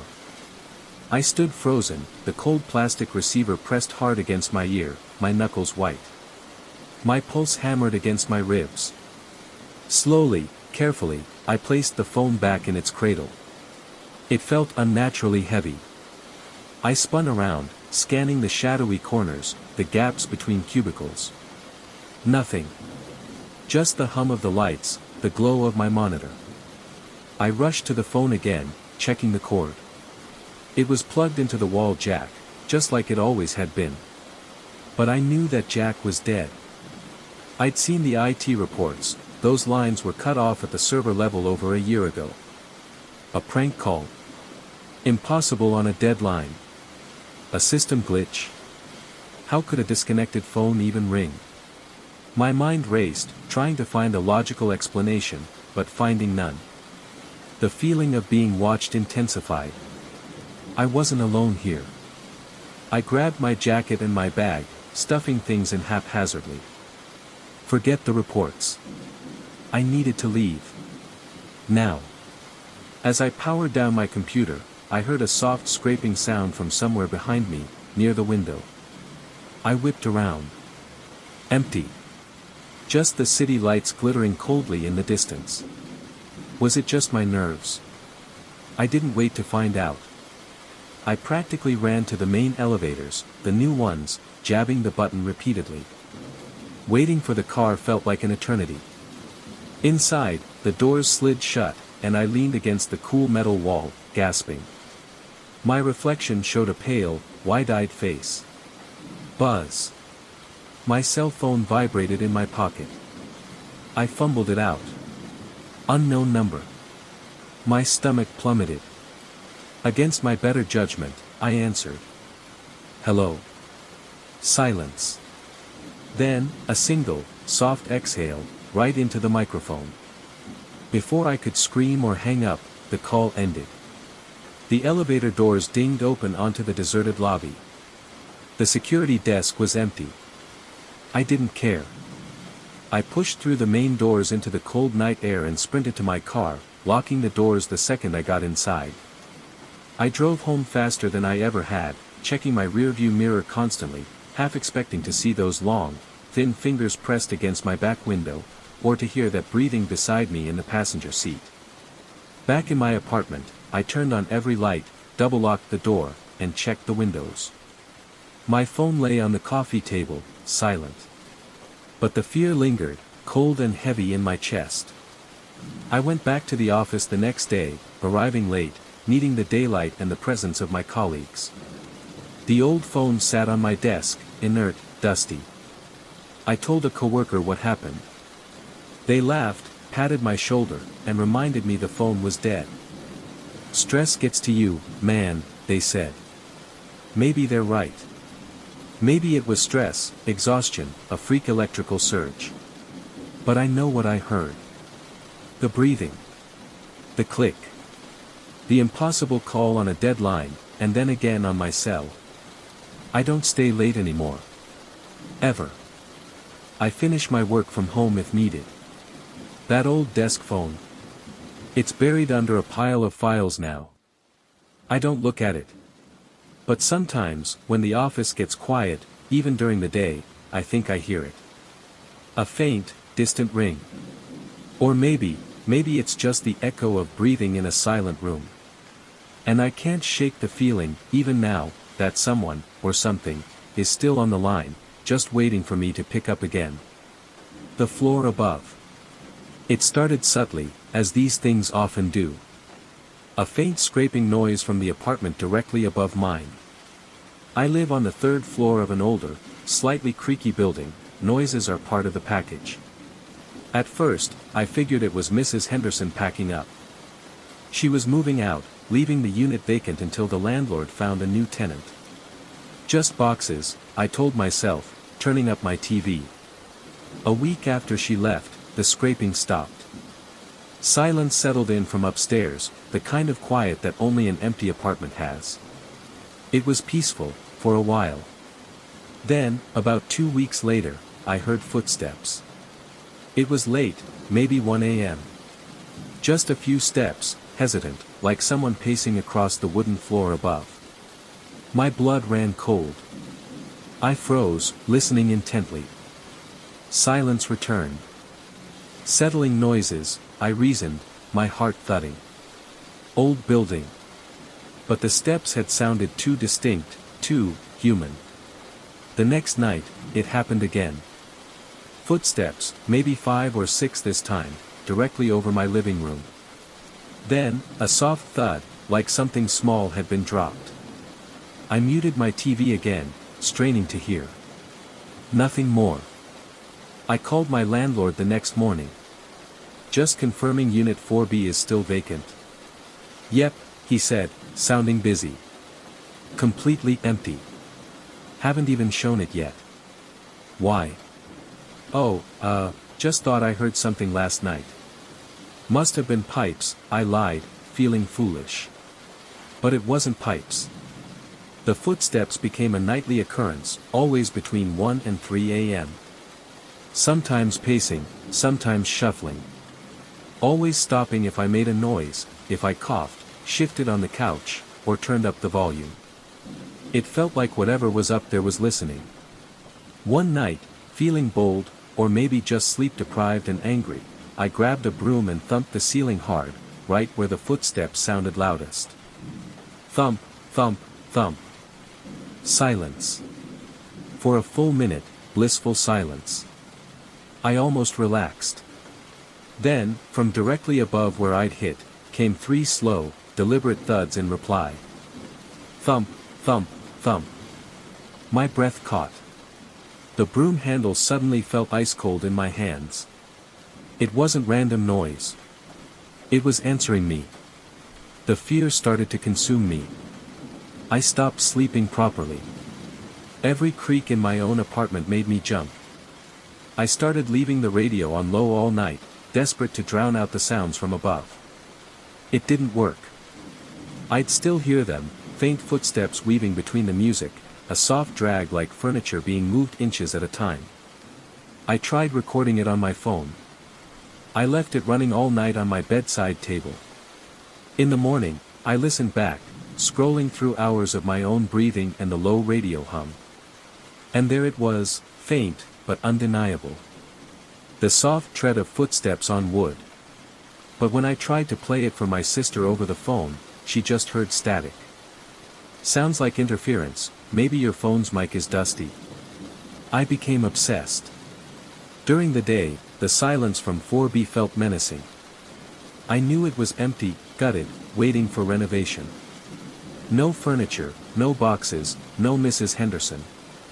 Just bare floors and naked walls. Yet, night after night, the activity continued. The worst incident happened last Tuesday. I woke up suddenly around 2:30 a.m., not sure why. The apartment was dead quiet. No footsteps, no scraping. Just an oppressive silence. I lay there, rigid, waiting. Then, I felt it more than heard it, a low, rhythmic thump-thump from the ceiling above my bed. It was slow, steady. Thump-thump, thump-thump. It took me a few seconds, my mind foggy with sleep, to realize what it sounded like. It sounded exactly like a heartbeat. A slow, heavy heartbeat pulsing through the floorboards above me. Panic seized me. I scrambled out of bed, flicking on the lamp, my own heart hammering against my ribs like a trapped bird. The thumping stopped the instant the light came on. I stood there, trembling in the middle of my bedroom, staring at the ceiling. The silence that followed was terrifying. It wasn't just mimicking footsteps anymore. It was mimicking life itself. I haven't slept in my bedroom since. I crash on the couch, the TV on, lights blazing in the kitchen and hallway. I still hear it sometimes, a footstep, a scrape.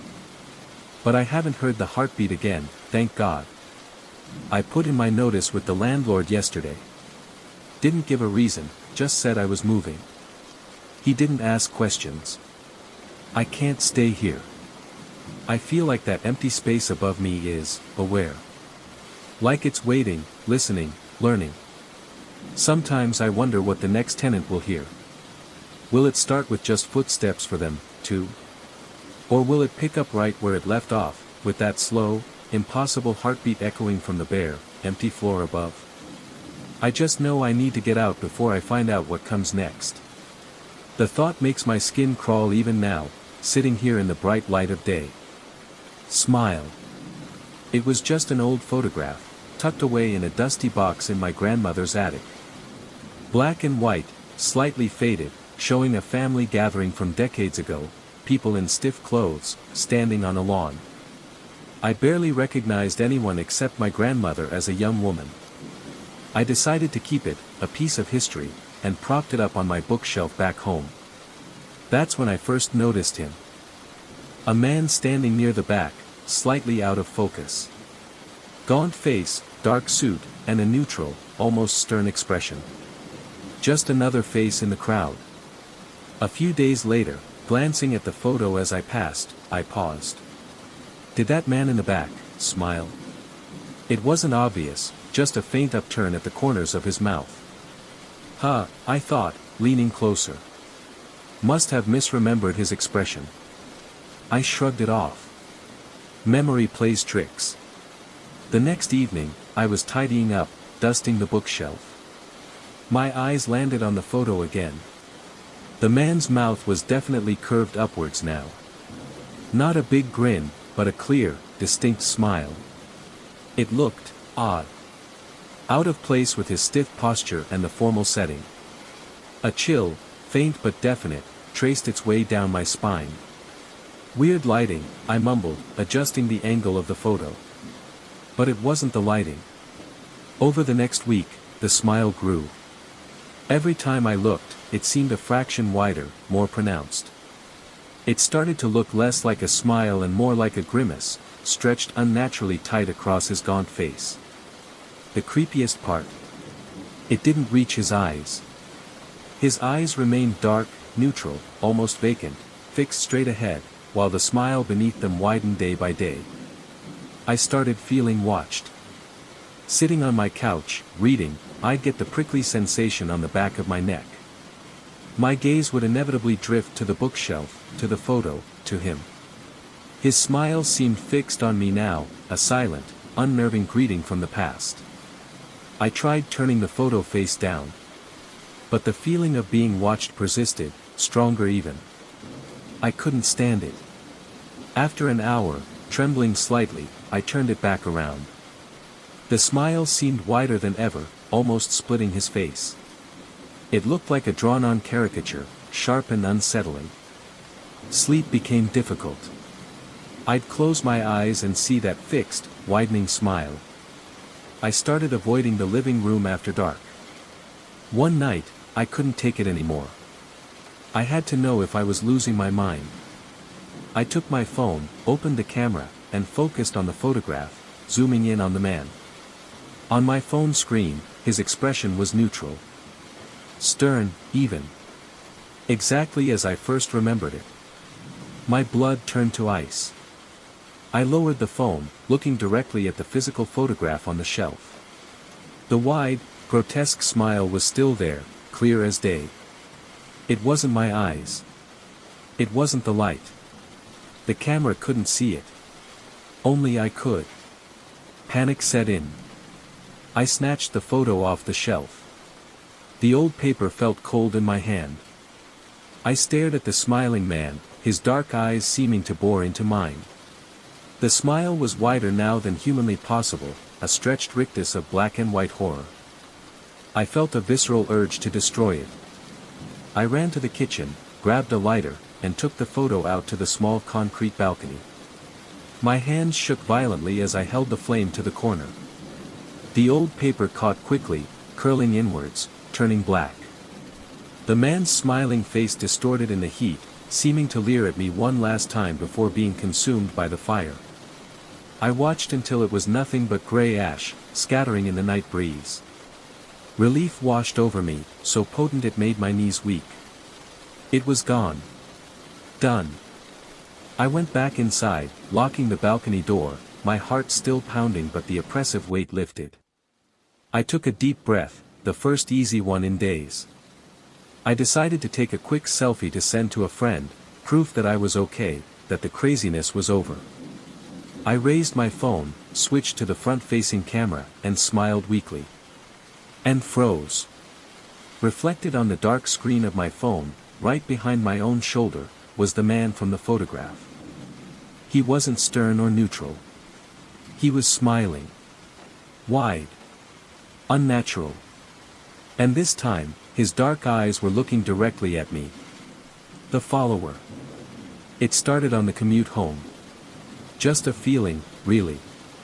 Standing on the packed evening train, swaying with the rhythm, I got that distinct prickle on the back of my neck, the feeling of being watched. I scanned the tired faces around me, but everyone was lost in their phones or staring blankly ahead. I shook it off. Big city, crowded train, perfectly normal. But as I looked at my reflection in the dark train window, I saw him. Just for a split second. Standing behind me in the reflection, a tall, thin man in a slightly dated suit, his face obscured by shadow and the glare. I turned quickly. Nobody there matched the image. Just commuters shuffling, getting ready for their stops. My heart gave a nervous jump. Weird reflection, I muttered, turning back to the window. The reflected crowd looked normal again. The feeling didn't leave when I got off the train. Walking the few blocks home, I felt eyes on my back. I kept glancing over my shoulder, but the sidewalk held only the usual stragglers heading home. Still, the sensation persisted, like a static charge in the air. Passing a shop window, I caught a glimpse in the periphery, that same tall, thin silhouette reflected beside mine, vanishing the moment I focused on it. Inside my apartment, I locked the door, leaning against it for a moment, letting out a breath. Safe. Home. The feeling should have dissipated, but it lingered. As I walked through my living room, I felt a flicker of movement near the darkened window. I spun around. Nothing but the city lights outside painting faint patterns on the glass. That night, sleep was elusive. Every creak of the floorboards, every distant siren, seemed amplified. I kept thinking about the reflection on the train, the shape in the shop window. Was I just stressed? Overtired? The next day, the feeling was back the moment I stepped outside. On the train, walking to work, even sitting at my desk, that persistent sense of being observed by unseen eyes. I started noticing shadows in the corners of my vision, both at work and at home. They always vanished when I looked directly at them, skittering away like startled insects. Then, things escalated subtly. I'd be washing dishes, glance at the dark reflection in the kitchen window, and see a tall shape standing behind me for a fraction of a second before it resolved back into the familiar reflection of my own kitchen. I'd be watching TV, and the dark screen during a scene change would show not just my reflection, but a thin figure standing silently in the corner of the reflected room, gone when the show returned. I started avoiding reflections. I kept lights on, even during the day. I closed curtains. But the feeling didn't need reflections. I felt it. Sometimes, I'd walk into a room and the air would feel suddenly cold, heavy, charged with that watching presence. One evening, I was getting ready for bed, standing in front of the bathroom mirror. I splashed water on my face, eyes closed. When I opened them, he was there. In the mirror. Standing right behind my reflection. Tall, thin, face still indistinct, shrouded in a shadow the bathroom light couldn't pierce. He wasn't moving. Just watching my reflection. I didn't scream. I couldn't. Pure, paralyzing terror froze me to the spot. My own reflection stared back, eyes wide with horror, but the figure behind it remained still, impassive. I could see the slightly too long fingers of its hand resting on my reflected shoulder. Slowly, fighting every instinct screaming at me to run, I turned around. The bathroom was empty. Small, tiled, brightly lit. No shadows, no cold spots. Just me, alone, heart pounding so hard it hurt. I looked back at the mirror. My reflection stared back, alone. The figure was gone. But I knew it wasn't gone. It was just unseen. It's been weeks now. The feeling never leaves for long. The peripheral shadows are bolder, lingering longer before darting away. Sometimes, when I'm walking, I hear an extra footstep falling just slightly out of sync with my own, stopping the instant I stop to listen. I don't look in mirrors much anymore. I don't look at dark windows. Because sometimes, I see him. Not just in reflection, but peripherally, a tall darkness leaning in a doorway just out of sight, a thin hand disappearing around a corner. I haven't told anyone. How could I? What would I say? That I'm being followed by something only I can see, something that lives in reflections and shadows. The worst part is the silence. It doesn't speak, it doesn't touch, not yet, anyway, it just watches. And I feel it, always. Just behind me. Just out of sight. Waiting. I don't know what it wants, but the constant, silent observation is stretching my sanity thin. It feels like it's getting closer, learning me. And I have nowhere to run, because wherever I go, the follower is already there, reflected in my eyes. The frames on the wall.